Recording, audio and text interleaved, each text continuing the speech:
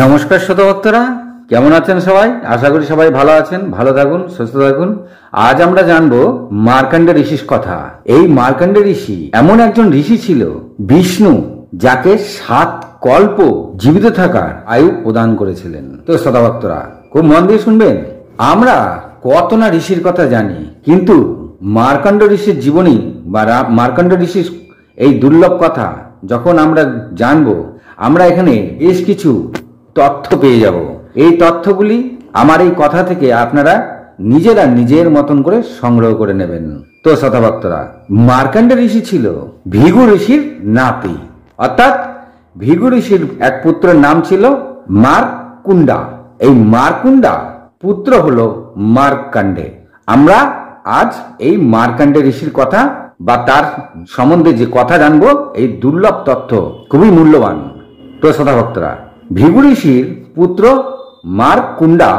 মার্কুণ্ডার সাথে বিনতা নামে এক স্ত্রীর বিবাহ হয়েছিল। মার্কুণ্ডা যেমন তপস্বী আর ধর্মনিষ্ঠ ঋষি ছিলেন, বিনতাও ঠিক ততটাই ধর্মনিষ্ঠ, নিষ্ঠাবান, তপস্বী ছিলেন। অর্থাৎ মার্কুণ্ডা ও বিনতা দুজনেই তপস্বী ছিলেন। তারা সবসময় ধ্যানেই মগ্ন থাকতেন। বিবাহ হওয়ার পরে বিনতা গর্ভধারণ করে এবং তার গর্ভ থেকে একটি সুন্দর পুত্র সন্তান জন্ম হয়। সেই সময় অর্থাৎ সত্যযুগে সন্তান জন্ম নেওয়ার পরে পিতামাতা তার সন্তানের ভবিষ্যৎ জানবার জন্য তারা অন্য ঋষির কাছে গিয়ে অন্য ঋষিকে ডেকে এনে তার সন্তানের ভবিষ্যৎ জানতেন। এটা ছিল সেই সময়কার একটা সংস্কার। সেই অনুসারে মার্কুণ্ডা ও বিনতা তার পুত্রকে নিয়ে অন্য ঋষির কাছে যান আর তার পুত্রের ভবিষ্যৎ জানতে চান। তখন সেই ঋষি ভবিষ্যৎ দেখতে পেলেন যে তার 12 বছরের মধ্যেই মৃত্যু ঘটে যাবে। এই কথা শুনে মার্কুণ্ডা ও বিনতা ভীষণ দুঃখী হলেন। সে কি, আমার পুত্র 12 বছরের পরে আর বাঁচবে না? তো তারা সেই পুত্র সন্তানকে নিজের বাড়িতে নিয়ে এসে তারা নিজেরাও ধ্যান যোগে দেখলেন, হ্যাঁ সত্যই তার পুত্র আয়ুকাল মাত্র 12 বছর। 12 বছর পূর্ণ হতেই তার পুত্র মৃত্যু ঘটে যাবে। এতে মার্কুণ্ডা ও বিনতা খুবই দুঃখী ও কষ্ট পেলেন। কি করবেন ভেবে না পেয়ে চিন্তা করলেন, যতদিন পুত্র আছে ততদিন তারা পুত্রকে নিজের কাছে আগলে রাখবেন। তারা তার পুত্রের নাম দিলেন মার্কণ্ডে। এই মার্কণ্ডে একটু বয়স বাড়তেই তারা এক ঋষির আশ্রমে দিয়ে আসলেন, সেখানে বেদপাঠ শিক্ষা গ্রহণ করার জন্য। যথারীতি মার্কণ্ডে অন্য ঋষির আশ্রমে শিক্ষা গ্রহণ করতে থাকে। সে সময় তার বয়স মাত্র 10 বছর। তারপরে বিনতা ও মার্কণ্ডা জানতেন যে তার পুত্র 12 বছরের বেশি বাঁচবেন না। যে ঋষির আশ্রমে দিয়েছিলেন সেই ঋষিও জানতেন মার্কণ্ডে বেশি বাঁচবেন না। তাই সেই ঋষি মাঝে মধ্যেই মার্কণ্ডেকে ছুটি দিয়ে দিতেন যে যাও নিজের পিতামাতার সঙ্গে দেখা করে আসো। তো এমনই একদিন মার্কণ্ডে ছুটি নিয়ে যখন পিতামাতার কাছে আসে, মার্কণ্ডা ও বিনতা পুত্রকে দেখে দুঃখী হলেন। মার্কণ্ডে ভাবতে থাকলেন তিনি একেবারেই বাচ্চা শিশু, কিন্তু তার মনের মধ্যে একটা ভাবনা কাজ করলো যে আমি আশ্রমে শিক্ষা গ্রহণ করতে গেছি, শিক্ষা গ্রহণ করে অনেক দিন পর আমি বাড়ি ফিরলাম, অথচ পিতামাতা আমাকে দেখে খুশি নন, তারা ভীষণ দুঃখী। কেন এত দুঃখী? তিনি পিতার মুখেও হাসি দেখলেন না, মাতার মুখেও হাসি দেখলেন না। তিনি পিতাকেও জড়িয়ে ধরলেন, মাতাকে জড়িয়ে ধরলেন, কিন্তু তারা দুঃখী দেখতে পেলেন।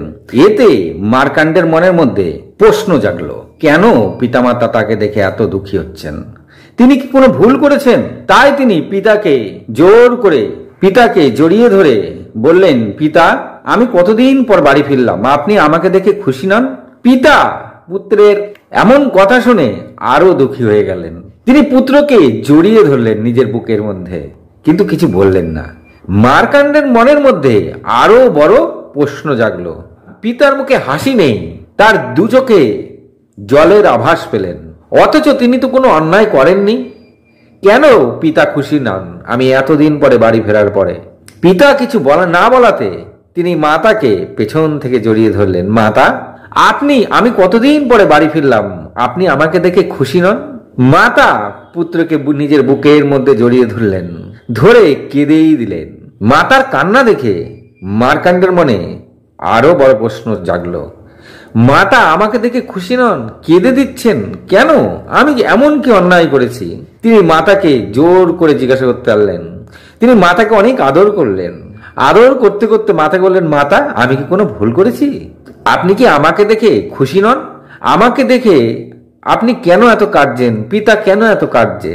তখন মাতা থাকতে না পেরে বলেই দিলেন যে, পুত্র, তুমি তো শিক্ষা গ্রহণ করছো, তুমি তো বুঝতে পারো এখন। আমরা তোমার জন্মের সাথে সাথেই তোমার ভবিষ্যৎ দেখেছিলাম। সেখানে তোমার মাত্র 12 বছর আয়ুকাল রয়েছে, আর এই 12 বছর পূর্ণ হতেই তোমার মৃত্যু ঘটে যাবে। মার্কাণ্ডে বললে, মাতা, সামান্য এই কারণে আপনি এত দুঃখী হচ্ছেন? এই সংসারে কেউ তো সারা জীবন বেঁচে থাকে না, এত দুঃখী হচ্ছেন কেন?